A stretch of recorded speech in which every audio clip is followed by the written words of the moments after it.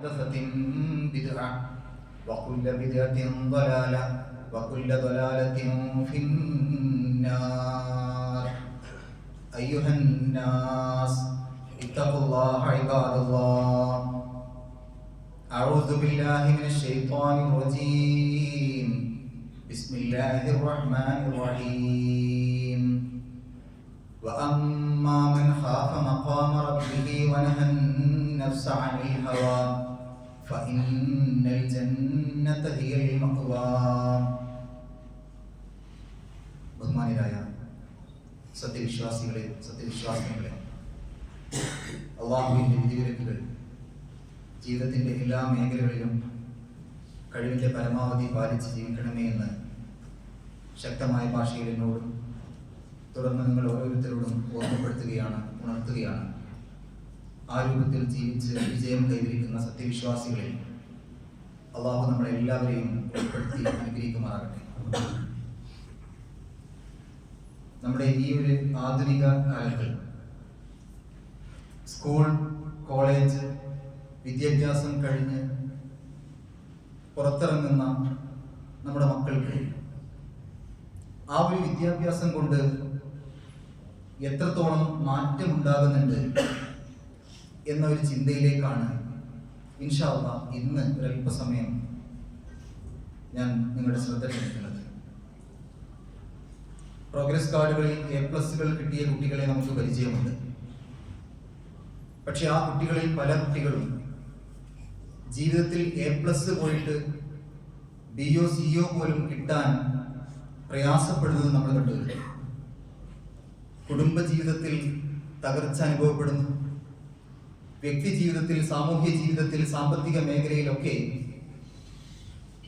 A+കൾ കിട്ടിയ കുട്ടികൾക്ക് പോലും അത്തരം മേഖലകളിൽ തകർച്ച സംഭവിക്കുന്നതിന്റെ കാരണം എന്താണ്? ഇവിടെ നമ്മൾ മനസ്സിലാക്കേണ്ടത്, ഏതൊരു പഠനത്തിനും രണ്ട് ഭാഗങ്ങളുണ്ട്, വശങ്ങളുണ്ട്. ഒന്ന് അതിൻ്റെ ടെക്സ്റ്റ് ബുക്കിൽ നിന്ന് പഠിക്കുന്ന തിയറി ഭാഗങ്ങളാണ്. മറ്റൊന്ന് ആ പഠിച്ച ഭാഗങ്ങൾ ജീവിതത്തിൽ പകർത്തുന്ന, പ്രാവർത്തികമാക്കുന്ന പ്രാക്ടിക്കൽ മേഖലയാണ്. ഏതൊരു വിദ്യാഭ്യാസ സ്ഥാപനം എടുത്തു കഴിഞ്ഞാലും ഇത് രണ്ടും അവിടെ പഠിപ്പിക്കുന്നുണ്ട്. ഇസ്ലാമിന്റെ വിദ്യാഭ്യാസ മേഖല നമ്മൾ പരിശോധിക്കുകയാണെങ്കിൽ നിസ്കാരത്തെ നമുക്ക് തിയറി ആയിട്ടേ കാണാൻ പറ്റും. ഹജ്ജിനെ നമുക്ക് തിയറി ആയിട്ടേ കാണാൻ പറ്റും. സക്കാത്തിനെ നമുക്ക് തിയറി ആയിട്ടേ കാണാൻ പറ്റും. നിസ്കാരം എന്ന് പറയുന്ന തിയറി, ആ വിഷയത്തിന് അള്ളാഹു മാർക്കിടണമെന്നുണ്ടെങ്കിൽ നിസ്കരിച്ചതിന് ശേഷം ഒരു വ്യക്തി മറ്റുള്ള ആളുകളോട് പെരുമാറുമ്പോൾ, ഒരു സമൂഹത്തിൽ പെരുമാറുമ്പോൾ ആ നിസ്കാരം കൊണ്ട് അദ്ദേഹത്തിന്റെ സ്വഭാവത്തിൽ എന്തൊക്കെ മാറ്റമുണ്ടായി എന്ന് നോക്കിയിട്ടാണ്. നല്ല രൂപത്തിൽ നിസ്കരിക്കുകയും അള്ളാഹുവിന്റെ റസൂൽ സ്വല്ലല്ലാഹു അലൈഹി വസല്ലം മാതൃക കാണിച്ചു തന്ന രൂപത്തിൽ നിസ്കരിക്കുകയും ആ നിസ്കാരം കഴിഞ്ഞതിന് ശേഷം എല്ലാവിധ വൃത്തികേടുകളിലേക്കും ജീവിതം കൊണ്ടുപോവുകയും ചെയ്യുന്ന ആൾക്ക് നിസ്കാരം കൊണ്ടൊന്നും കിട്ടിയിട്ടില്ല. അദ്ദേഹത്തിന്റെ നിസ്കാരം ഒരു സമയനഷ്ടം മാത്രമാണ്. നമുക്കറിയാം, നമ്മുടെ വിദ്യാഭ്യാസ സ്ഥാപനങ്ങളിൽ നിന്ന് പുറത്തിറങ്ങുന്ന കുട്ടികളുടെ അവസ്ഥ ഏറെക്കുറെ പരിതാപകരമാണ്. പുറത്തിറങ്ങുന്ന ദിവസം തന്നെ SSLC പരീക്ഷയുടെ അവസാന ദിവസം ഇന്നത്തെ കാലത്ത് ഒരു യുദ്ധസമാനമായ സാഹചര്യമാണ് കലാലയങ്ങളിൽ, സ്കൂളുകളിൽ ഉള്ളത്. നമ്മുടെ നിയമപാലകർ, പോലീസ്, അവർ ജാഗരൂകരായി. ക്ലാസ് അധ്യാപകർ വീടുകളിലേക്ക് ദുരിതര ഫോൺ കോൾ വിളിച്ചു. രക്ഷിതാക്കളോട് മുഴുവനും അവർ പറയുന്നത് പരീക്ഷ അവസാനിക്കുന്ന കൃത്യസമയത്ത് സ്ഥാപനങ്ങളിൽ എത്തിച്ചേരണമെന്നാണ്. എന്താണ് നമ്മുടെ വിദ്യാർത്ഥി സമൂഹത്തിന് പറ്റിയത്? എന്താണ് ഈ ഒരു പുതിയ തലമുറക്ക് പറ്റിയത്? ഇത്രമാത്രം രക്ഷിതാക്കളും അധ്യാപകരും ഭയപ്പെടാനുള്ള സാഹചര്യങ്ങൾ എങ്ങനെ ഉണ്ടായിത്തീർന്നു? SSLC പരീക്ഷയോ അല്ലെങ്കിൽ +2 പരീക്ഷയോ കഴിഞ്ഞ് പുറത്തിറങ്ങുന്ന കുട്ടികൾ, അവർ പലപ്പോഴും പല രൂപത്തിലേക്കാണ് പോയിക്കൊണ്ടിരിക്കുന്നത്. അത്തരം മക്കളെ പേടിക്കേണ്ട അവസ്ഥയാണ് പലപ്പോഴും ഉള്ളത്. പല കുട്ടികളും അവസാനത്തെ പരീക്ഷ കഴിഞ്ഞ് വീട്ടിലേക്ക് പോകുമ്പോൾ വീടുകളിൽ നിന്നും ഇറങ്ങി തിരിച്ച നിറങ്ങളിലല്ല അവർ തിരിച്ച് വീടുകളിലേക്ക് എത്തിയിട്ടുള്ളത്. മനുഷ്യനാണോ മനുഷ്യേതര ജീവിയാണോ എന്ന് തിരിച്ചറിയാൻ കഴിയാത്ത രൂപത്തിൽ വീട്ടിലേക്ക് കയറി വരുമ്പോൾ ഒന്ന് പ്രതികരിക്കാൻ പോലും കഴിയാത്ത നിസ്സഹായമായ അവസ്ഥയിലാണ് ഉപ്പയും ഉമ്മയും. കാരണം എന്തെങ്കിലും പറഞ്ഞു കഴിഞ്ഞാൽ ആത്മഹത്യാ ഭീഷണിയാണ്, അതല്ലെങ്കിൽ നിയമസഹായം തേടുമെന്ന രണ്ടാം ഭീഷണി, ഏതായാലും ഭീഷണി തന്നെ. കുട്ടികളോടൊന്നും പറയാൻ കഴിയാത്തൊരു സാഹചര്യം. അധ്യാപകർ നിസ്സഹായരാണ്, രക്ഷിതാക്കൾ അതിലേറെ നിസ്സഹായരാണ്. ഇതിന് പല കാരണങ്ങളുണ്ട്. രക്ഷിതാക്കളോട് നമ്മൾ ചോദിക്കുകയാണ്, നമ്മുടെ കുട്ടികൾക്ക് യഥാർത്ഥത്തിലുള്ള ഒരു വിദ്യാഭ്യാസം നമ്മൾ കൊടുക്കുന്നുണ്ടോ എന്ന് ചോദിച്ചു കഴിഞ്ഞാൽ രക്ഷിതാക്കൾ എണ്ണി പറഞ്ഞു തരും. ഏത് വിദ്യാഭ്യാസ സ്ഥാപനത്തിലാണ് കുട്ടി പഠിക്കുന്നത്, എത്രയാണ് മാസം മാസം ഫീസ് അടക്കുന്നത്.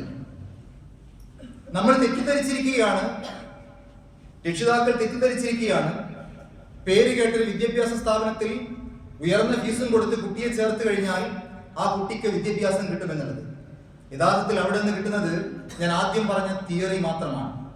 പ്രാക്ടിക്കലായിട്ട് കുട്ടികൾക്ക് അറിവ് കൊടുക്കേണ്ടത് സ്വന്തം വീട്ടിൽ നിന്നാണ്. ഉപ്പയും ഉമ്മയുമാണ് ഒരു കുട്ടിയെ വാർത്തെടുക്കേണ്ടത്, അത് അധ്യാപകരല്ല. അധ്യാപകരല്ല ഒരു കുട്ടിക്ക് പ്രാക്ടിക്കലായിട്ടുള്ള അറിവ് നൽകേണ്ടത്. സ്കൂളുകളിൽ നിന്നും മദ്രസകളിൽ നിന്നും കിട്ടുന്ന അറിവിനെ പ്രാവർത്തികമാക്കേണ്ടത് രക്ഷിതാക്കളുടെ, ഉമ്മയുടെയും ഉപ്പയുടെയും കടമ തന്നെയാണ്. അത് വിദ്യാഭ്യാസ സ്ഥാപനത്തിന്റെ കടമയല്ല. അതിൽ നമ്മൾക്ക് ഒരിക്കലും ഒഴിഞ്ഞു മാറാനും പറ്റില്ല. അതുകൊണ്ട് തന്നെ നാളെ അള്ളാഹുവിന്റെ കോടതിയിൽ കുട്ടികൾ അധ്യാപകർക്ക് നേരെ വിരൽ ചൂണ്ടിയിട്ടല്ല സംസാരിക്കുക. എന്നെ ഈ രൂപത്തിലേക്ക് എത്തിച്ചത്, എന്നെ നരകത്തിന്റെ അവകാശിയാക്കി മാറ്റിയതിൽ ഏറ്റവും വലിയ പങ്ക് വഹിച്ചത് എന്റെ ഉപ്പയും ഉമ്മയുമാണ് എന്ന് പറഞ്ഞുകൊണ്ട് രക്ഷിതാക്കളുടെ നെഞ്ചിന്റെ നേരെയാണ് മക്കൾ വിരൽ ചൂണ്ടുക. അതുകൊണ്ട് അവർക്ക് വിദ്യാഭ്യാസം നൽകേണ്ട യഥാർത്ഥ ആളുകൾ, യഥാർത്ഥ അധ്യാപകർ ഉപ്പയും ഉമ്മയുമാണ്.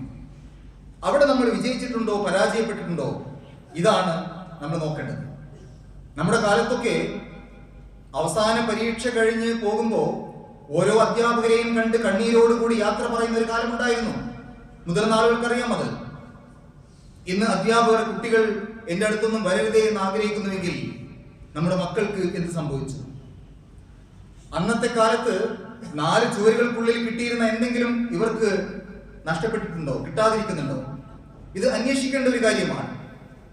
അന്നത്തെ സിലബസുകളിൽ ഒരു കുട്ടി നന്നായി തീരാനുള്ള പാഠഭാഗങ്ങൾ എമ്പാടും ഉണ്ടായിരുന്നു. ഇന്നത്തെ വിദ്യാർത്ഥികൾക്ക് അറിവ് യഥേഷ്ടം കിട്ടുന്നുണ്ട്, അറിവ് എമ്പാടും കിട്ടുന്നുണ്ട്. കിട്ടാതെ പോയത് തിരിച്ചറിവാണ്, അറിവല്ല. അറിവ് യഥേഷ്ടം കിട്ടുന്നുണ്ട്, അവർക്ക് കുറഞ്ഞുകൊണ്ടിരിക്കുന്നത് തിരിച്ചറിവാണ്. അത് അവർക്ക് കിട്ടുന്നേയില്ല. അധ്യാപകരെ തിരിച്ചറിയാൻ കഴിയാത്ത അവസ്ഥ, രക്ഷിതാക്കളെ തിരിച്ചറിയാൻ കഴിയാത്ത അവസ്ഥ, മുതിർന്നവരെ ആദരിക്കുവാനോ ബഹുമാനിക്കുവാനോ കഴിയാത്ത അവസ്ഥ. എന്നാൽ ഇക്കൂട്ടത്തിൽ ന്യൂനപക്ഷം ചില വിദ്യാർത്ഥികൾ ഇതിന് നേരെ തിരിച്ചുമുണ്ട്. നല്ല രൂപത്തിൽ ജീവിക്കുന്ന മക്കളുണ്ട്. കണ്ണു കാണാൻ കഴിയാത്ത ആളുകൾ റോഡ് മുറിച്ച് കിടക്കുമ്പോൾ, അങ്ങനെ പ്രയാസപ്പെടുമ്പോൾ അവരെ കൈപിടിക്കാൻ വേണ്ടി ഓടി വരുന്ന വിദ്യാർത്ഥികളുണ്ട്. വഴിയരികിൽ ഒരു നേരത്തെ അന്നത്തിന് വേണ്ടി കൈനീട്ടുമ്പോ സ്വന്തം ചോറ്റുപാത്രത്തിൽ നിന്ന് ഭക്ഷണം കൊടുക്കുന്ന വിദ്യാർത്ഥികളുണ്ട്. പക്ഷെ അതൊക്കെ 100-ൽ 1, 200-ൽ 1 മാത്രമാണ്. എണ്ണം വളരെ കുറവാണ് എന്നർത്ഥം. അറിവ് കൂടുകയും തിരിച്ചറിവ് നഷ്ടപ്പെടുകയും ചെയ്യുകയാണ്. എമ്പാടും തിയറികൾ പഠിച്ച് പരീക്ഷാ ഹാളിലേക്ക് പോകുന്നതിന് മുമ്പ് അത് മുഴുവനും മനഃപ്പാടമാക്കി, അല്ലെങ്കിൽ ഒന്നും മനഃപ്പാടമാക്കാതെ സമർത്ഥമായി കോപ്പിയടിച്ച് എല്ലാം ശൂന്യമായി തീരുമ്പോൾ ഒരാൾക്ക് ലഭിക്കുന്ന സർട്ടിഫിക്കറ്റിന്റെ പേരാണോ ഡിഗ്രി? നമ്മൾ ആലോചിക്കണം. പഠിച്ചതെല്ലാം മറന്നു കഴിയുമ്പോൾ കയ്യിൽ കിട്ടുന്ന ഒരു പേപ്പറിന്റെ പേരാണോ ഡിഗ്രി? വിജ്ഞാനം അങ്ങനെ ആയിക്കൂടാ. വിജ്ഞാനം എന്നത് നമ്മുടെ ജീവിതത്തിന്റെ കടിഞ്ഞാണായി തീരണം. മരിക്കും വരെ ഞാൻ എന്ത് ചെയ്യണം, ഞാൻ എങ്ങനെ പോകണം, ഞാൻ എന്തൊക്കെ ചെയ്യണം, ഞാൻ മറ്റുള്ളവരോട് എങ്ങനെ പെരുമാറണം എന്ന് നമ്മളെ അടിക്കടി ഉണർത്തിക്കൊണ്ടിരിക്കുന്നതായിരിക്കണം നമ്മുടെ വിദ്യാഭ്യാസം. അങ്ങനെയുള്ള ഒരു വിദ്യാർത്ഥി ഉണ്ടായിരുന്നു. ഈ രൂപത്തിലൊക്കെയുള്ള ഒരു മാതൃകാ വിദ്യാർത്ഥി ഉണ്ടായിരുന്നു. ആ ഒരു വിദ്യാർത്ഥിയെ പരിചയപ്പെടുത്തുകയാണ് ഞാനിവിടെ. അറിവ് മാത്രമല്ല, തിരിച്ചറിവ് കൂടി നേടിയ ഒരു മാതൃകാ വിദ്യാർത്ഥിയുടെ അനുഭവമാണ് ഞാൻ നിങ്ങളുമായി പങ്കുവെക്കുന്നത്. വർഷങ്ങൾക്ക് മുമ്പ് ഹാത്തിമുൽ അസമ്മ എന്ന ഒരു വിദ്യാർത്ഥി, ആ വിദ്യാർത്ഥി തന്റെ ഗുരുവിന്റെ കൂടെ 33 വർഷം ആ ഗുരുവിന്റെ കീഴിൽ വിദ്യ അഭ്യസിച്ച ഒരു വിദ്യാർത്ഥിയാണ്. തന്റെ ഗുരുവിന്റെ പേര് ഷഖീഖുൽ ബലഖി റഹിമഹുല്ലാഹ് 33 വർഷം തന്റെ കീഴിൽ വിദ്യാഭ്യാസം നേടിയ ആ തന്റെ അരുമ ശിഷ്യൻ തന്നോട് യാത്ര ചോദിച്ച് പഠനം അവസാനിപ്പിച്ച് സ്വന്തം വീട്ടിലേക്ക് മടങ്ങിപ്പോകുന്ന ആ ഒരു രംഗം, കണ്ണീരോടുകൂടി തന്റെ ഗുരുനാഥനെ പിരിയുന്നതിലുള്ള ദുഃഖത്തോടുകൂടി 33 വർഷത്തെ പഠനം കഴിഞ്ഞ് പോകുമ്പോ ആ വിദ്യാർത്ഥിയോട് ഗുരുനാഥൻ ചോദിക്കുന്ന ഒരു ചോദ്യമുണ്ട്. ഹാത്തിമേ, എത്ര കൊല്ലമായി നീ എന്റെ കൂടെ കഴിയുന്നു? ഹാത്തിമുൽ അസം റഹിമഹുല്ലാഹ് മറുപടി പറഞ്ഞു, മുൻപ് 33 സന, 33 കൊല്ലം. അപ്പോ ഗുരു വീണ്ടും ചോദിച്ചു, ഫമാ തഅല്ലംത മിന്നി ഫി ഹാദിഹിൽ മുദ്ദ, ഈ 33 വർഷം കൊണ്ട് മോനെ നീ എന്താണ് എന്നിൽ നിന്ന് പഠിച്ചത്? ആ ശിഷ്യൻ പറഞ്ഞു, ബഅദ മസാഇൽ, കുറച്ച് കാര്യങ്ങൾ, ഏതാനും കുറച്ച് കാര്യങ്ങൾ. ഇത് കേട്ടപ്പോ ഗുരു ആകെ അന്താളിച്ചു പോയി. ഇന്നാ ലില്ലാഹി വ ഇന്നാ ഇലൈഹി റാജിഊൻ. നമ്മൾ ആപത്ത് കേൾക്കുമ്പോൾ പറയുന്ന വാക്യാണ്, മരണപ്പെട്ടു കഴിഞ്ഞാൽ കേൾക്കുമ്പോൾ പറയുന്ന വാക്യാണ്. 33 വർഷം എന്റെ കൂടെ കഴിഞ്ഞിട്ട് ഏതാനും ചില നിസ്സാരമായ ചില കാര്യങ്ങൾ മാത്രമാണോ മോനെ നീ പഠിച്ചത്? അങ്ങനെയാണെങ്കിൽ നീ ആ പഠിച്ചത് എന്തൊക്കെയെന്ന് എനിക്ക് അറിയാൻ താല്പര്യമുണ്ട്. നീ ഒന്ന് എനിക്ക് പറഞ്ഞുകൊണ്ടാ, എന്തൊക്കെയാണ് നീ ആ പഠിച്ച ഏതാനും ചില കാര്യങ്ങൾ? ആ ശിഷ്യൻ ഗുരുവിനെ എണ്ണിക്കൊടുത്തു. 7 കാര്യങ്ങൾ. 7 കാര്യങ്ങളെ ഞാൻ പഠിച്ചിട്ടുള്ളൂ. ആ 7 കാര്യങ്ങൾ 33 കൊല്ലം കൊണ്ടാണ് ഞാൻ പഠിച്ചത്. അത് എണ്ണിക്കൊടുത്തു. അദ്ദേഹം പറയുകയാണ്, ശിഷ്യൻ പറയുകയാണ്, നദർതു ഇലാ ഹാദൽ ഖൽഖ്, ഞാൻ ഈ പടപ്പുകൾ, ഞാൻ ഈ സൃഷ്ടികളെ ഒക്കെ ഒന്ന് നോക്കി, ഒന്ന് ശ്രദ്ധിച്ചു. മനുഷ്യരെ ഒക്കെ ഞാൻ ശ്രദ്ധിച്ചു. ഫറഅയ്തു കുല്ല വാഹിദിൻ യുഹിബ്ബു ഷൈഅൻ, അവരൊക്കെ, ഈ ആളുകളൊക്കെ ഏതെങ്കിലും ഒരു വ്യക്തിയെയോ സ്ഥാനത്തെയോ സമ്പത്തിനെയോ ഒക്കെ ഇഷ്ടപ്പെടുന്നത് ഞാൻ കണ്ടു. പലരും കൂട്ടുകാരെ ഇഷ്ടപ്പെടുന്നുണ്ട്. ഒരു വിദ്യാർത്ഥിയുടെ ഭാവി തീരുമാനിക്കുന്നതിൽ പ്രധാനപ്പെട്ട പങ്ക് വഹിക്കുന്നത് അവന്റെ കൂടെയുള്ള സുഹൃത്തുക്കളാണ്, കൂട്ടുകാരാണ്.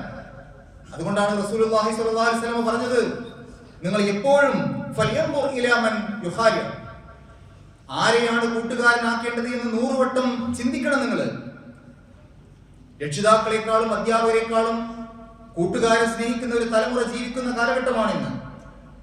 നിനക്ക് ഏറ്റവും കൂടുതൽ ഇഷ്ടമുള്ളത് ആരോടാണ് എന്ന് കുട്ടികളോട് ചോദിച്ചാൽ പല കുട്ടികളും പറയുന്നത്, എനിക്ക് എന്റെ ഫ്രണ്ട്സിനെയാണ്, എന്റെ സുഹൃത്തുക്കളെയാണ്, എന്റെ കൂട്ടുകാരെയാണ് എനിക്ക് ഏറ്റവും കൂടുതൽ ഇഷ്ടമെന്നാണ്. അവരെ നൊന്ത് പ്രസവിച്ച ഉമ്മയല്ല, രാവും പകലും കഷ്ടപ്പെട്ട ഉപ്പയല്ല, ചോര നീരാക്കി ആയുസ് മുഴുവൻ മക്കൾക്ക് വേണ്ടി രോഗങ്ങൾ പേറി നടക്കുന്ന ആ ഉപ്പയല്ല. മക്കൾക്ക് ഏറ്റവും പ്രിയപ്പെട്ടവർ, മക്കൾക്ക് ഏറ്റവും പ്രിയപ്പെട്ടവർ അവരുടെ ഫ്രണ്ട്സാണ്, സുഹൃത്തുക്കളാണ്. മക്കൾ അഭിമാനത്തോടു കൂടി ഉപ്പയുടെയും ഉമ്മയുടെയും മുഖത്ത് നോക്കി പറയാൻ പോലും മടി കാണിക്കുന്നില്ല. അവർ പറയാണ്, എനിക്ക് ഏറ്റവും ഇഷ്ടമുള്ളത് എന്റെ ഫ്രണ്ട്സിനെയാണ് പറയുകയാണ് മക്കൾ. ആ സ്നേഹിക്കുന്ന ഫ്രണ്ട്സുകൾ ഉണ്ടല്ലോ, ഹാത്തിമുൽ അസം റഹിമഹുല്ലാഹ് പറയാണ്, ഫലാ യസാലു മഹ്ബൂബുഹു മാ, മനുഷ്യൻ അവന്റെ ആ കൂട്ടുകാരുമായി അവനങ്ങനെ ഇഴകിച്ചേർന്ന് ജീവിക്കുകയാണ്. വഇദാ സഹബ ഇലാ ഖബരിഹി, ഒരു നാൾ അവന്റെ ശ്വാസം നിലച്ച് അവൻ ഖബറിലേക്ക് പോകുന്ന സമയത്ത് ഫാറഖഹു മഹ്ബൂബു, അവന്റെ ആ പ്രിയപ്പെട്ടവർ അവനോട് വിട പറയുന്നു. ഒരു സുഹൃത്തും ഖബറിലേക്ക് കൂടെ വരുന്നില്ല. അതുവരെ കൂടെ ഉണ്ടായിരുന്ന ഒരുത്തനും എന്റെ സുഹൃത്തിനെ പിരിയാൻ എനിക്ക് പ്രയാസമാണെന്ന് പറഞ്ഞുകൊണ്ട്, എന്റെ സുഹൃത്തിനെ പിരിയാൻ എനിക്ക് കഴിയില്ല എന്ന് പറഞ്ഞുകൊണ്ട്, അവന്റെ കൂടെ ഖബറിലേക്ക് പോകുകയാണെന്ന് പറഞ്ഞുകൊണ്ട് ആരും കൂടെ പോകുന്നില്ല. ഒരു സുഹൃത്ത് ബന്ധവും ഈ ദുനിയാവിൽ അങ്ങനെയില്ല. ഈ ശിഷ്യൻ പറയുകയാണ്, ഞാൻ ഈ ഒരു കാഴ്ച കണ്ടു. എല്ലാവരും പല ആളുകളെയും സ്നേഹിക്കുന്നുണ്ട്, പക്ഷേ മരിച്ചാൽ ഒറ്റക്കാണ്. സ്നേഹിച്ചവരാരും കൂടെ പോകുന്നില്ല. അതുകൊണ്ട് ഗുരുവേ, ഫജഅൽതുൽ ഹസനാതി മഹ്ബൂബി, സൽക്കർമ്മങ്ങളെയാണ് ഞാൻ എന്റെ ബെസ്റ്റ് ഫ്രണ്ട്സ് ആയിട്ട് സ്വീകരിച്ചത്. എന്റെ ഏറ്റവും അടുത്ത കൂട്ടുകാരാണെന്നറിയോ? എന്റെ സൽക്കർമ്മങ്ങളാണ്. ഞാൻ എന്റെ സൽക്കർമ്മങ്ങളെയാണ് എന്റെ ഏറ്റവും നല്ല കൂട്ടുകാരാക്കിയിട്ട് ഞാൻ സ്നേഹിച്ചത്. അവരാണ് എന്റെ കൂട്ടുകാർ. എന്റെ കൂട്ടുകാർ ആരാണെന്ന് ചോദിച്ചാൽ എനിക്കൊരൊറ്റ ഉത്തരമേ ഉള്ളൂ, എന്റെ സൽക്കർമ്മങ്ങൾ. കാരണം അവർ മാത്രമേ എന്റെ കൂടെ ഖബറിലേക്ക് വരൂ. ബാക്കി എല്ലാവരും അവരുടെ ചടങ്ങ് കഴിഞ്ഞാൽ തിരിച്ചു പോരുന്നവരാണ്. ഇതാണ് ഹാത്തിമുൽ അസം പറഞ്ഞ ഒന്നാമത്തെ മറുപടി. ഫൈദാ ദഖൽതു ഖബരി, എന്റെ ശ്വാസം നിലച്ച് ഞാൻ ഖബറിലേക്ക് പ്രവേശിക്കുമ്പോ ദഖല മഹ്ബൂബി മാ, എന്റെ സൽക്കർമ്മങ്ങളാകുന്ന സുഹൃത്ത് മാത്രമേ എന്റെ കൂടെ ഖബറിലേക്ക് പോരുള്ളൂ. അതുകൊണ്ട് ഞാൻ എന്റെ ഫ്രണ്ട്സായി സ്വീകരിച്ചത്, എന്റെ ബെസ്റ്റ് ഫ്രണ്ട്സായി ഞാൻ സ്വീകരിച്ചത് സൽക്കർമ്മങ്ങളെയാണ്, ഇബാദത്തുകളെയാണ്, പ്രാർത്ഥനകളെയാണ്. ഇവരൊക്കെയാണ് എന്റെ സുഹൃത്തുക്കൾ എന്ന് പറഞ്ഞപ്പോ ആ ഗുരുനാഥൻ ചേർത്ത് പിടിച്ചുകൊണ്ട് നെറ്റിയിൽ നെറുകയിൽ ഒരു ഉമ്മ കൊടുത്തുകൊണ്ട്, ബാക്കി കൂടെ കേൾക്കാൻ കൊതിയായി മോനെ, നീ എനിക്ക് അതിന്റെ ബാക്കി കൂടെ പറഞ്ഞുകൊണ്ടാ. 7 ഒരെണ്ണല്ലേ പറഞ്ഞിട്ടുള്ളൂ, ബാക്കി 6 നീ പഠിച്ച ബാക്കി 6 എന്തൊക്കെയാ? നന്മകളെ സ്നേഹിക്കുന്ന തിരിച്ചറിവ് ഇന്ന് നഷ്ടപ്പെട്ടു. പണ്ട് കാലത്തെ പാഠഭാഗങ്ങളിൽ അതുണ്ടായിരുന്നു. എങ്ങനെ ഉമ്മാനെ സ്നേഹിക്കണം, എങ്ങനെ ഉപ്പാനെ സ്നേഹിക്കണം എന്ന് പണ്ട് കാലത്തെ പാഠപുസ്തകങ്ങളിൽ തന്നെ ഉണ്ടായിരുന്നു. ഖൽബുൽ ഉമ്മി, ഉമ്മാന്റെ ഹൃദയം എന്നൊരു പാഠഭാഗം അറബ് പാഠപുസ്തകത്തിൽ ഒരു കവിതയിൽ ഉണ്ടായിരുന്നു. മോശമായ കൂട്ടുകെട്ടിൽപ്പെട്ട് ഒരു മകൻ തന്റെ കൂട്ടുകാരനോട് സംസാരിച്ചു കൊണ്ടിരിക്കുമ്പോ അവർ പന്തയം വെക്കുകയാണ്, ബെറ്റ് വെക്കുകയാണ്. നീ നിന്റെ ഉമ്മാന്റെ ഹൃദയം കൊണ്ടുവന്നാൽ നീ ആവശ്യപ്പെടുന്ന പണം ഞാൻ തരാം എന്ന് പറയുമ്പോ ഉമ്മാന്റെ അടുത്ത് കടാരയുമായി വന്ന് ഉമ്മാന്റെ ഗിരിമാറിൽ കടാര ആഴ്ത്തിയിറക്കി ആ ഹൃദയം പറിച്ചെടുത്ത് കൂട്ടുകാരന്റെ അടുത്തേക്ക് ഓടിപ്പോകുന്ന ഒരു മകന്റെ ചിത്രം ആ അറബി കവിതയിലുണ്ട്. ഉമ്മാന്റെ ഹൃദയം പറിച്ചെടുത്ത് ഓടിപ്പോകുമ്പോ കല്ലിൽ കാല് തട്ടി മറിഞ്ഞു വീഴുന്ന മകന്റെ നേരെ ആ കയ്യിൽ നിന്നും തെറിച്ചു വീണ ഹൃദയം, മണ്ണ് പുരണ്ടു കിടക്കുന്ന ഹൃദയം, മോനെ നിനക്ക് എന്തെങ്കിലും പറ്റിയോ എന്ന് ചോദിച്ച നിലവിളിക്കുന്ന ഒരു രംഗമുണ്ട്. അവസാനം മനം നൊന്ത് കരയുന്ന മകൻ, ഇത്രമാത്രം എന്നെ സ്നേഹിക്കുന്ന അടർത്തി എടുത്ത ഹൃദയം പോലും ഞാനൊന്ന് വീണപ്പോൾ പോലും നൊന്ത് പിടയുന്നുവെങ്കിൽ ഞാൻ എന്റെ ഉമ്മാനോട് ചെയ്ത ക്രൂരത എന്താണെന്ന് ആലോചിച്ച് അവസാനം മനസ്സിന് സങ്കടമുണ്ടായി സ്വന്തം നെഞ്ചിലേക്ക് കടാര ഇറക്കി ആത്മഹത്യ ചെയ്യാൻ വേണ്ടി കൈയോങ്ങുമ്പോ, മോനെ രണ്ടാമതും എന്റെ ഹൃദയത്തെ നീ കുത്തി നോവിക്കല്ലേ എന്ന് വീണ്ടും നിലവിളിച്ച് പറഞ്ഞ് കരയുന്ന ഒരു ഹൃദയത്തിന്റെ കഥ നമ്മുടെ കുട്ടികളെ പഠിപ്പിച്ച ഒരു കാലമുണ്ടായിരുന്നു. ഇന്ന് നമ്മുടെ മക്കൾക്ക് ഉമ്മാന്റെ കരയുന്ന ഹൃദയത്തെ കുറിച്ച് അറിയില്ല, വാപ്പാന്റെ പിടക്കുന്ന മനസ്സിനെ കുറിച്ച് അറിയില്ല. ഉപ്പ വെറും ഒരു ATM മെഷീൻ മാത്രമായി മാറിയിരിക്കുകയാണ്. ഉമ്മ ഒരു ഫാസ്റ്റ് ഫുഡ് മെഷീനായി മാറിയിരിക്കുകയാണ്. ആവശ്യമുള്ള സമയത്ത് ആവശ്യമുള്ള കാശ് എനിക്ക് കിട്ടാനുള്ള ഒരു യന്ത്രം, ഒരു മെഷീൻ, അതാണ് ഉപ്പ. എനിക്ക് ആഗ്രഹിക്കുന്ന തന്റെ ഇഷ്ടത്തിനനുസരിച്ച് വിവിധ രുചിക്കൂട്ടുകളിലുള്ള ഭക്ഷണം കിട്ടാനുള്ള ഒരു യന്ത്രമായി ഉമ്മയെ കാണുന്ന മക്കൾ. രണ്ടാമത്തെ കാര്യം എന്ത് എന്ന ഗുരുവിന്റെ ചോദ്യത്തോട് ശിഷ്യൻ പറഞ്ഞു, ഈ ദുനിയാവിൽ ഞാൻ ഒട്ടേറെ സമരങ്ങൾ കണ്ടു. എന്തിനും ഏതിനും മുദ്രാവാക്യങ്ങൾ വിളിക്കുന്ന ഒരു ജനത, വിദ്യാർത്ഥികളും തൊഴിലാളികളും എല്ലാം സമരം ചെയ്യുന്നുണ്ട്. പക്ഷേ യഥാർത്ഥ സമരം ഈ ദുനിയാവിൽ നടക്കുന്നില്ല എന്ന് എനിക്ക് ബോധ്യപ്പെട്ടു. യഥാർത്ഥ സമരം വേണ്ടത് സ്വന്തം ഇച്ഛകൾക്ക് നേരെയാണ്, സ്വന്തം ആഗ്രഹങ്ങൾക്ക് നേരെയാണ്. ആ യുദ്ധത്തിലെ ഒരാൾക്ക് വിജയിക്കുവാൻ കഴിയും. ഇന്ന് അധ്യാപകർക്ക് നേരെ കൈ ഉയർത്തി മുദ്രാവാക്യം വിളിക്കുന്ന വിദ്യാർത്ഥികളുണ്ട്. മാതാപിതാക്കൾക്ക് നേരെ കൈ ചൂണ്ടിക്കൊണ്ട് സംസാരിക്കുന്ന മക്കളുണ്ട്. താൻ ആവശ്യപ്പെട്ടത് കിട്ടുന്നത് വരെ മാതാപിതാക്കളോട് സമരം ചെയ്യുന്ന മക്കളുണ്ട്. ആ മക്കൾ നടത്തേണ്ട ഒരു യഥാർത്ഥ സമരമുണ്ട് എന്ന് ഈ മാതൃകാ വിദ്യാർത്ഥി പറയുകയാണ്. അതെങ്ങനെയാ?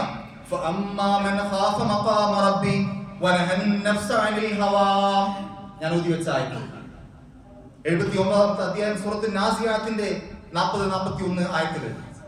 സ്വന്തം ആഗ്രഹങ്ങൾക്ക് നേരെയുള്ള ഒരു സമരം. ആരാണോ അള്ളാഹുവിന്റെ സ്ഥാനത്തെ ഭയപ്പെടുന്നത്, ആരാണോ അള്ളാഹുവിന്റെ നിയമങ്ങളെ ഭയപ്പെടുന്നത്, ആരാണോ അള്ളാഹുവിനെ നാളെ കണ്ടുമുട്ടും എന്ന ഓർമ്മയോടുകൂടി അള്ളാഹുവിനെ പേടിക്കുന്നത്, ആ ഒരു പേടിയോടുകൂടി തെറ്റായ ആഗ്രഹങ്ങൾക്ക് വിട പറയുന്നവർ, തെറ്റായ ആഗ്രഹങ്ങളിലേക്ക് പോകാതെ സ്വന്തം ആഗ്രഹങ്ങളെ പിടിച്ചു നിർത്തുന്നവർ, അവരാരാണോ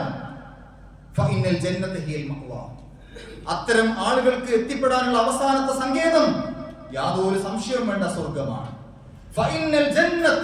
യാതൊരു സംശയവും വേണ്ട, അത് സ്വർഗം തന്നെയാണ്.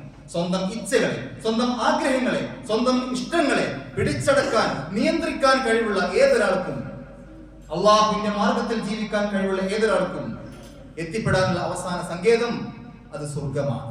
ഒരു വലിയ യുദ്ധം കഴിഞ്ഞ് തിരിച്ചു വന്ന തന്റെ അനുചരന്മാരോട് റസൂലുള്ളാഹി സ്വല്ലല്ലാഹു അലൈഹി വസല്ലം പറഞ്ഞു, അതിൽ കൈപൊട്ടിയവരുണ്ട്, കാലിന് മുറിവേറ്റവരുണ്ട്, ആഴത്തിൽ മുറിവുള്ളവരുണ്ട്, രക്തം ഒഴുകുന്നവരുണ്ട്.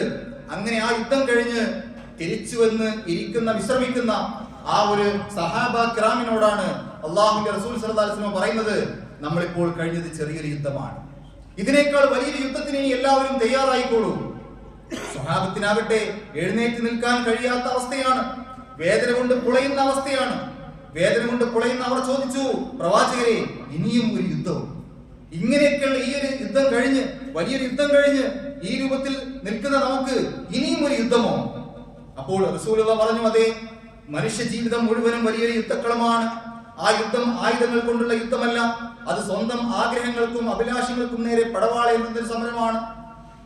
ഇപ്പൊ നമ്മള് ആയുധമെടുത്തുള്ള യുദ്ധമാണ് വിജയിച്ചത്. പക്ഷേ യഥാർത്ഥത്തിൽ നമ്മൾ വിജയിക്കേണ്ട യുദ്ധം നമ്മളുടെ സ്വന്തം ആഗ്രഹങ്ങളോടുള്ള യുദ്ധമാണ്. നമ്മളുടെ ആഗ്രഹങ്ങൾ തെറ്റുകളിലേക്ക് പോകും. അതിനെ നമുക്ക് തോൽപ്പിക്കാൻ കഴിയണം.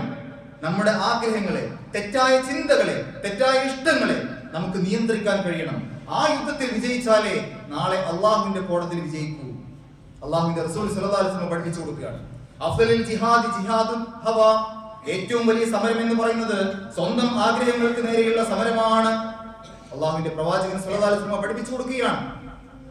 രണ്ടാമത് ഞാൻ പഠിപ്പിച്ചത് ഈ കാര്യമാണ് എന്നാണ് ആ ഒരു വിദ്യാർത്ഥി ഗുരുവിനോട് പറയുന്നത്. ഈ സമരത്തിലാണ് ഞാൻ പങ്കുചേർന്നത്. ഒരുപാട് സമരങ്ങൾ കാണുന്നുണ്ട്, പക്ഷേ ഞാൻ പങ്കുചേർന്നത് ഈ സമരത്തിലാണ്. ഏതാണ് ആ സമരം? സ്വന്തം ആഗ്രഹങ്ങൾക്ക് നേരെയുള്ള സമരം. മറ്റുള്ള വിദ്യാർത്ഥി സമരങ്ങളല്ല, മറ്റുള്ള നാട്ടിലെ സമരങ്ങളല്ല. ഞാൻ സമരത്തിൽ പങ്കുചേർന്നിട്ടുണ്ടെങ്കിൽ അത് എന്റെ സ്വന്തം ആഗ്രഹങ്ങളെ അടക്കി നിർത്താനുള്ള സമരത്തിലാണ് ഞാൻ പങ്കുചേർന്നത് എന്ന് ആ വിദ്യാർത്ഥി ഗുരുവിനോട് പറയുകയാണ്. എന്റെ മനസ്സിനെ ശുദ്ധീകരിക്കാൻ, തെറ്റുകളിൽ നിന്ന് അകന്നു നിൽക്കാൻ ഈ സമരത്തിനെ കഴിയൂ എന്ന് എനിക്ക് ബോധ്യപ്പെട്ടു. ഗുരുവിന് ആവേശമായി, മോനെ, മൂന്നാമത്തെ കാര്യം എന്താണ് നീ പഠിച്ചത്? ആ ശിഷ്യൻ പറഞ്ഞു, മൂന്നാമത് നളർത്തു ഇലാ ഹാദൽ ഖൽഖ്, ലോകത്തുള്ള ആളുകളെ ഞാൻ ശ്രദ്ധിച്ചു. ഫറഅയ്തു കുല്ല മൻ മഅഹു ശൈഉൻ ലഹു ഖീമ, എല്ലാവരും എന്തെങ്കിലും ഒന്നിനെ അമൂല്യമായി കാണുന്നു. അവന്റെ സ്വത്ത്, അവന്റെ അക്കൗണ്ട്, അവന്റെ മക്കൾ, അങ്ങനെ പലതും അവർ ഏറ്റവും പ്രിയപ്പെട്ടതായി കാണുന്നു. എന്നാൽ ഞാൻ പഠിച്ച പാഠം, മാ ഇൻദകും യഖദ് വമാ ഇൻദല്ലാഹി ബഖിൻ, നിങ്ങളുടെ കയ്യിലുള്ളതെല്ലാം നശിച്ചു പോകും. അള്ളാഹുവിന്റെ കയ്യിലുള്ളതെന്തോ അത് മാത്രമാണ് ബാക്കിയാകുക. അതുകൊണ്ട് ആ ബാക്കിയുള്ളതെന്തോ അതായി എന്റെ ആഗ്രഹം. ഈ ലോകത്ത് നശിച്ചു പോകുന്ന ഒന്നിനെ കുറിച്ചും എനിക്ക് ആഗ്രഹമില്ല. ഒരിക്കലും നശിച്ചു പോകാത്തത് അള്ളാഹുവിന്റെ അടുക്കലുള്ളതാണ്. അതാണ് എന്റെ ആഗ്രഹം. ആ നശിച്ചു പോകാത്തതാണ് എനിക്ക് വേണ്ടത്. ദുനിയാവിൽ നശിക്കാനുള്ളത് ഞാൻ ആഗ്രഹിച്ചിട്ടില്ല, അതിന്റെ പിന്നാലെ ഞാൻ പോയിട്ടുമില്ല. നാലാമതായി ആ ശിഷ്യൻ പറഞ്ഞു, കുല്ലൻ യർജു ഇലൽ മാലി വൽ ഹസബി വശറഫി, ഓരോരുത്തർക്കും പേരും പ്രശസ്തിയും വേണം, പ്രതാപം വേണം, നാലാളിനെ ബഹുമാനിക്കണം എന്ന ആ ഒരു ചിന്തയാണ്. ജനക്കൂട്ടത്തിൽ എന്റെ ഒരു വാക്കിനൊക്കെ ഒരു വില വേണം. ഓരോരുത്തരും ആഗ്രഹിക്കുന്നത് ഞാൻ കണ്ടു. എന്നാൽ ഞാൻ ഇഷ്ടപ്പെട്ട ആദരവും ബഹുമാനവും അള്ളാഹുവിന്റെ ആദരവാണ്. അള്ളാഹുവിന്റെ അടുത്ത് നിന്ന് എനിക്ക് കിട്ടേണ്ട ആദരവാണ് ഞാൻ ഇഷ്ടപ്പെട്ടത്. അത് ആർക്കുള്ളതാണ്? ഇന്ന അക്രമക്കും ഇൻദല്ലാഹി അത്ഖാക്കും, നിങ്ങളിൽ ഏറ്റവും മാന്യൻ, ആദരവിന് അർഹതയുള്ളവനായി അള്ളാഹു പരിഗണിക്കുന്നത് നിങ്ങളിൽ തഖ്വയുള്ളവനെയാണ്. അതിനാൽ ദുനിയാവിൽ ആരെന്നെ വെറുത്താലും, എന്നെപ്പറ്റി എന്ത് പ്രചരിപ്പിച്ചാലും എനിക്ക് യാതൊരു വിഷമവുമില്ല. ദുനിയാവിൽ എന്റെ മാന്യത പോകുന്നതല്ല എന്റെ പ്രശ്നം, പരലോകത്ത് എന്റെ മാന്യത പോകരുത്. അതിന് തഖ്വയോടെ എനിക്ക് ജീവിക്കണം, അതാണ് എന്റെ ലക്ഷ്യം. ആ കുട്ടി പറയാം. അഞ്ചാമത്തെ കാര്യമായി ആ ശിഷ്യൻ പറയുകയാണ്, ഈ ദുനിയാവിലെ ആളുകളൊക്കെ ഏതെങ്കിലും ഒരാളോട് പക, വിദ്വേഷം, വെറുപ്പ്, ഒരേ പള്ളിയിൽ ഒരേ സഫിൽ അടുത്തിരുന്നിട്ടും പരസ്പരം മിണ്ടാത്തവർ, ഒരുമിച്ച് നിസ്കരിക്കുന്ന സമയത്ത് തോളുകൾ പരസ്പരം അടുത്തടുത്താണ്, പക്ഷെ മനസ്സുകൾ കിലോമീറ്ററുകളോളം അകലത്തിലാണ്. അയൽവാസികളുമായി മിണ്ടാത്തവർ, ഉമ്മയോട് ഉപ്പയോട് മിണ്ടാത്തവർ, മിണ്ടിയാലും മനസ്സിൽ വെറുപ്പ് വെച്ച് നടക്കുന്നവർ, ഭാര്യ ഭർത്താക്കന്മാർ പിണങ്ങിക്കഴിയുന്നവർ, ഒരൊറ്റ വീട്ടിൽ തന്നെ 2 അടുക്കളകൾ വാശിയുടെ പേരിൽ, എല്ലാവരും അങ്ങോട്ടും ഇങ്ങോട്ടും വെറുക്കുന്നു. എന്നാൽ ഈ സമയത്ത് യഥാർത്ഥ ശത്രു വിസ്മരിക്കപ്പെടുന്നു. ആരാണ് യഥാർത്ഥ ശത്രു? വെറുക്കേണ്ട യഥാർത്ഥ ശത്രു ആരാണ്? മിണ്ടാതെ നടക്കേണ്ട യഥാർത്ഥ ശത്രു ആരാണ്? ആ ശിഷ്യൻ പറഞ്ഞു, അത് ഇബ്ലീസാണ്, അശൈത്താൻ. ആ ശൈത്താനോട് എല്ലാവരും രാജിയാണ്, എല്ലാവരും വല്ലാത്തൊരു സൗഹൃദമാണ് ആ ശൈത്താനോട്. എന്നാൽ പടപ്പുകൾ തമ്മിൽ വല്ലാത്തൊരു പകയും വെറുപ്പും വിദ്വേഷവും, ഗൈബത്തും നമീമത്തും വഴക്കുകളും വക്കാണങ്ങളും ഒക്കെയായി ജീവിക്കുന്നു. യഥാർത്ഥ ശത്രു ചിരിച്ചുകൊണ്ട് മറുഭാഗത്ത് മാറി നിൽക്കുകയും ചെയ്യുന്നു. ഇവിടെയാണ് ഞാൻ ശ്രദ്ധിച്ചത്, യഥാർത്ഥ ശത്രുവിനെ ഞാൻ വെറുത്തു.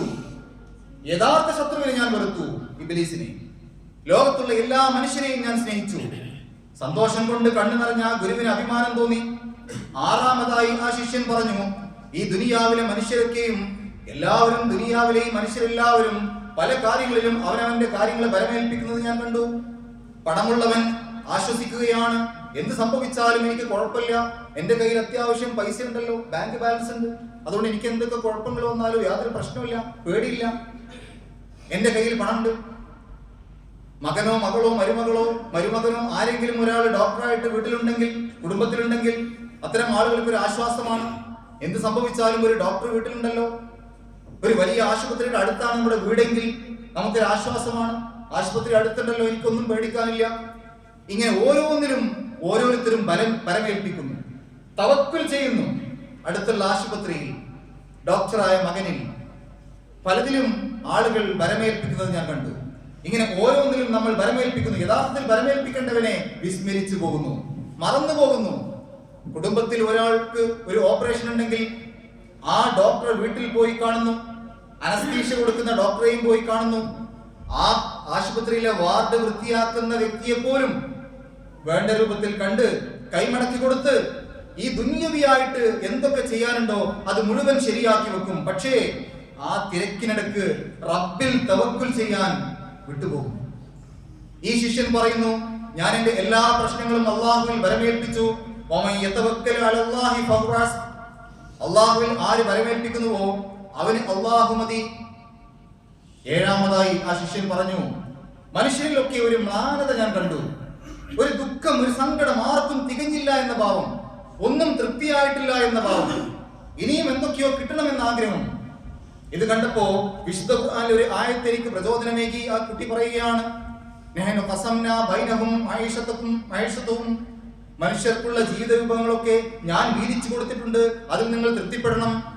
അതുകൊണ്ട് എനിക്ക് എന്താണോ എന്റെ റബ്ബ് വീതിച്ച് നൽകിയത്, എന്റെ വിഹിതമായിക്കൊണ്ട് എന്റെ റബ്ബ് എനിക്ക് എന്താണോ നൽകിയത് അത് മതി എനിക്ക്.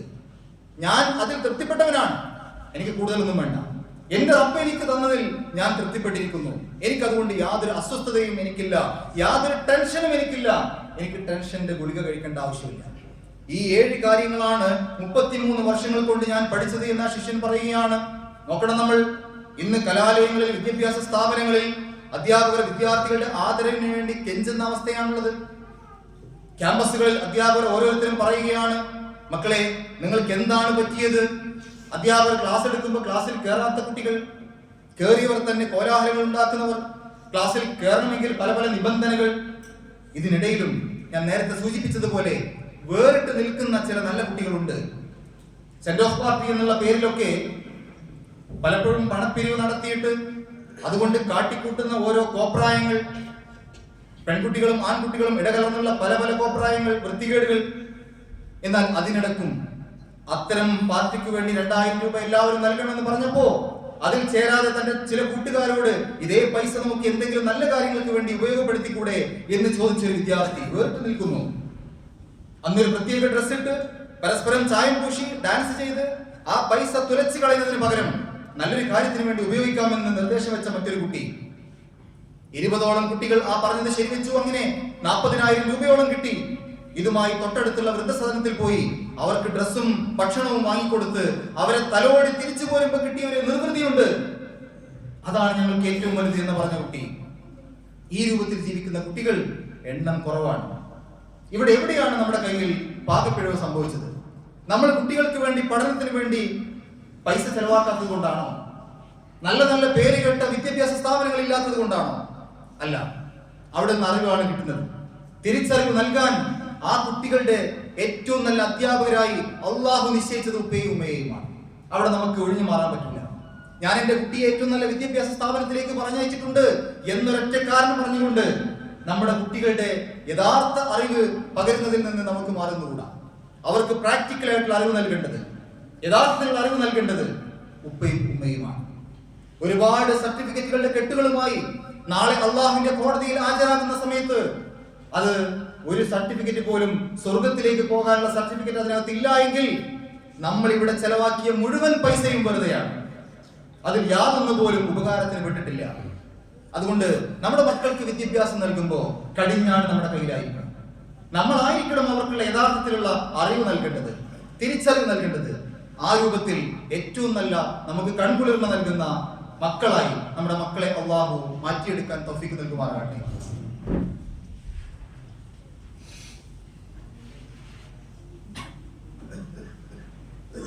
അൽഹംദുലില്ലാഹ് വസ്സലാത്തു വസ്സലാമു അലാ റസൂലില്ലാഹ് വഅലാ ആലിഹി വസഹ്ബിഹി അജ്മഈൻ.